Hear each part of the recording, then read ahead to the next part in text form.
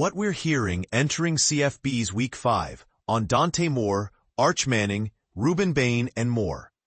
2 years and 1 transfer later, Oregon is getting the version of quarterback Dante Moore that it recruited out of high school. The former 5-star recruit in the 2023 signing class was a late flip to UCLA, where he ended up starting games and struggling as a freshman.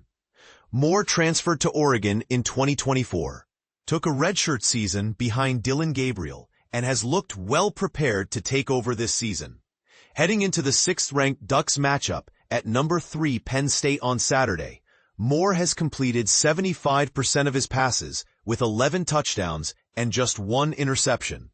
"He was smooth as hell and no panic," said a defensive coordinator who faced the Ducks this season. "He is pretty damn poised. He can throw the hell out of the ball. He wants to throw the deep one before he wants to throw the one that's sitting right there open. He wants to look high to low. He does have a big, powerful arm. On film, he throws some unbelievable deep balls. He's the real deal. People are gonna have to apply pressure to him. Right now, he looks so comfortable in what they're doing."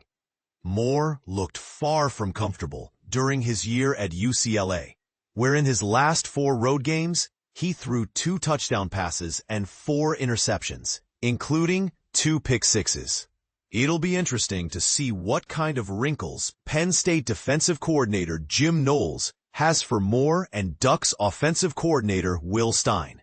The two matched wits twice last season, when Knowles was the defensive coordinator at Ohio State, with very different outcomes.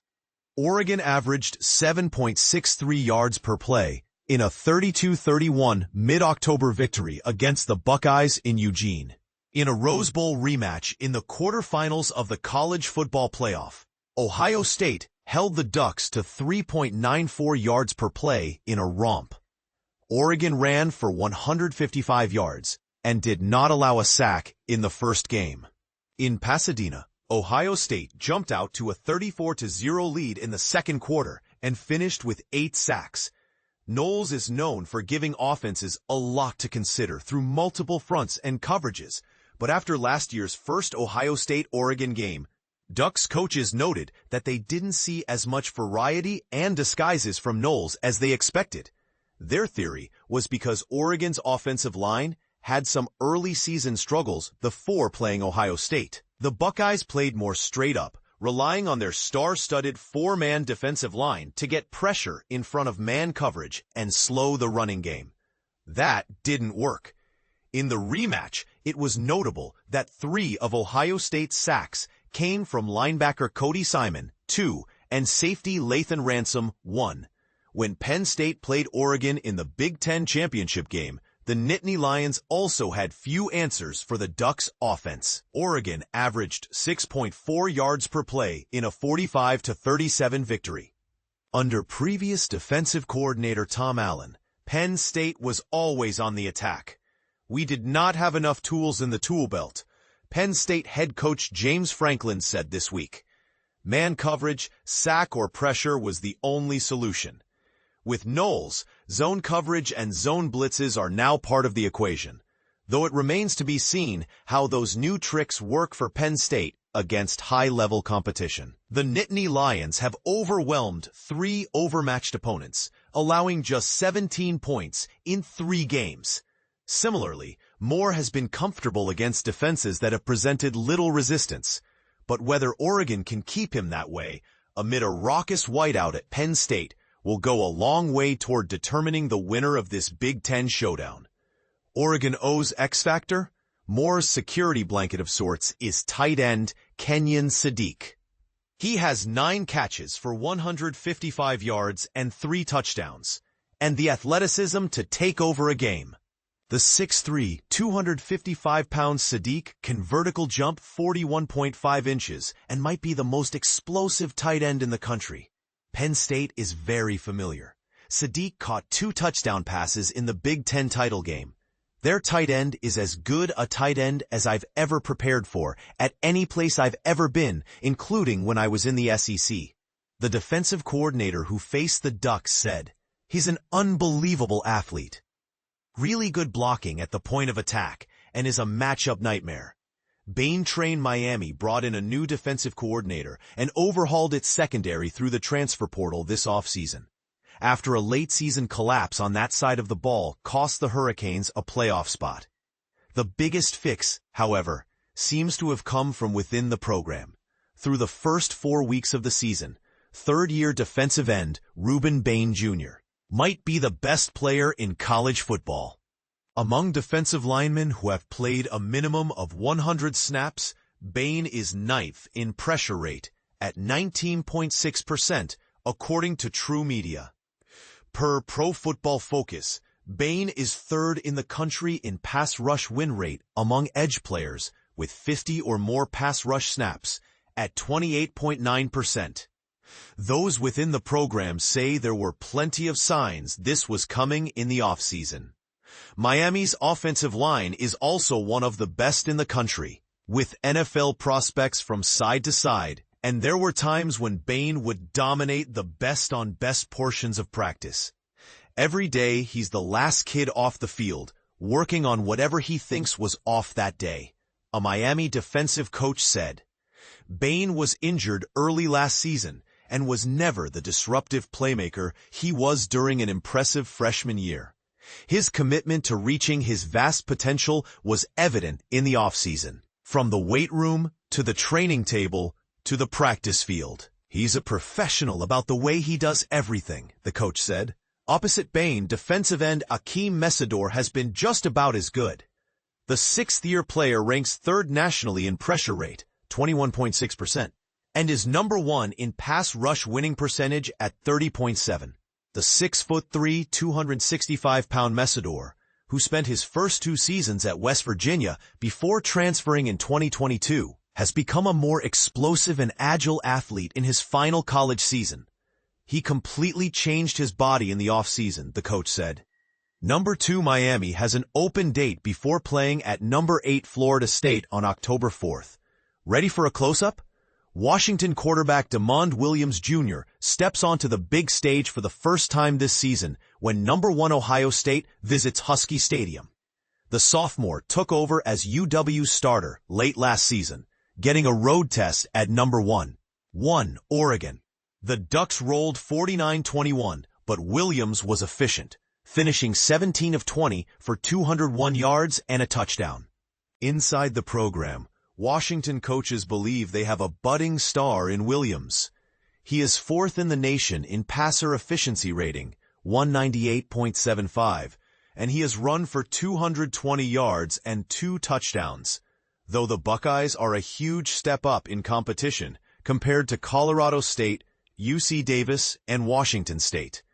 Ohio State gave Arch Manning and Texas fits in the season opener, and has allowed only 5.3 points per game, 4.9 yards per attempt, and a total of 2 touchdown passes. The Buckeyes haven't been tested since week 1. Washington coach Jedd Fisch has had a hard time containing his enthusiasm for Williams. He's as accurate as any dropback guy I've ever had, Fisch told The Athletic earlier this year. Fisch has raved about Williams' ability to make big plays. He also said whenever Williams is ready for the NFL Combine, the 5'11", 190-pounder will run a legit 4.4-second 40-yard dash. Williams told The Athletic he believes he has taken a big step forward this season in his decision-making, getting quicker with his reads and going through progressions. Arch update: confidence is still high in Austin for Manning. The 10th-ranked Texas Longhorns, who are off this week, play at Florida on October 4th. The third-year quarterback's touchdown-to-interception ratio of 9-3 is solid, but his 61.3 completion percentage is lower than most would have expected, given Ohio State is the only power conference opponent Texas has faced. Manning has also run for 123 yards and 5 touchdowns. Longhorn sources expect Manning to take big strides over the course of this season, noting that he's gone through more adversity this month than he ever has in his football career. Getting booed against UTEP at home while going 11 for 25 was something no one envisioned. Those in the program believe Manning has been pressing in his first season as QB1. He was gripping the ball a little tight, one source said. Another source said there is no denying Manning's talent. He's a terrific athlete, and he throws the deep ball as good as anybody I've ever been around. The Longhorns have another former five-star recruit they are hoping to get going in receiver Ryan Wingo. The sophomore is second on the team with 13 catches for 190 yards. But not until last week against Sam Houston State did he and Manning connect on some big plays downfield.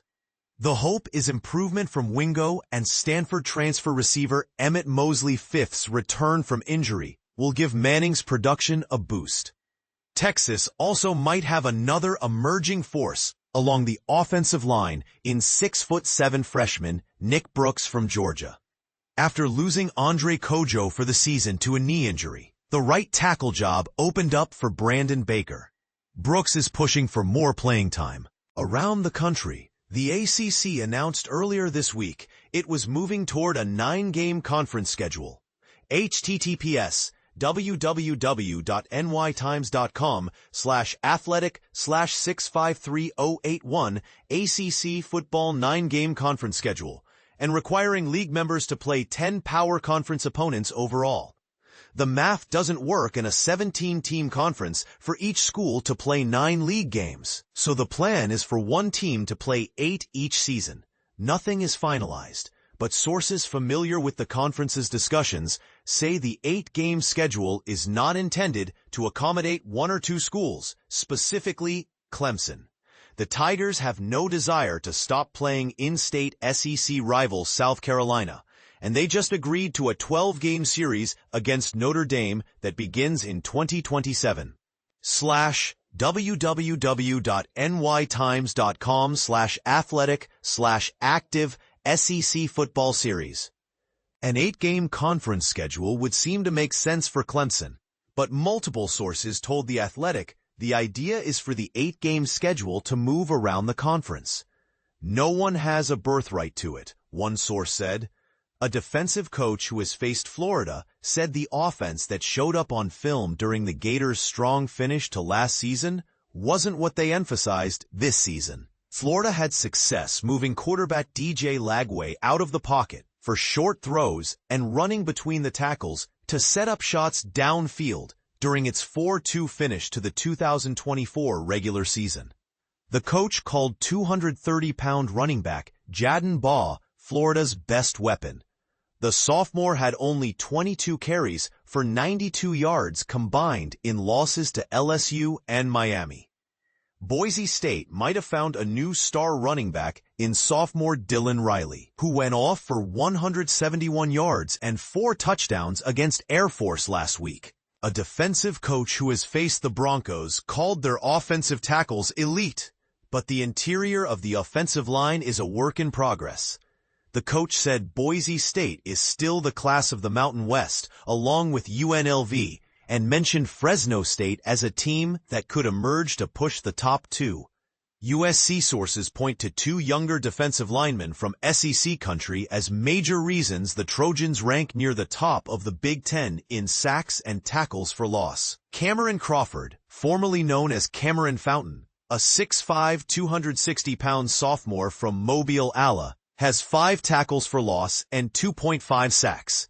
He's been USC's best pass rusher because of his power.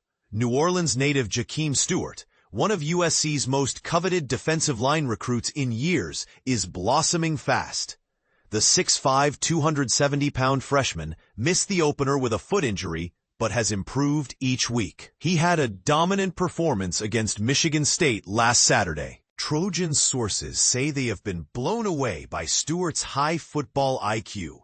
He has the best get-off on the team and is a natural pass rusher, drawing comparisons to Calais Campbell. He has 4 TFLs in 3 games. Photo, Ali Gradisher, Getty Images.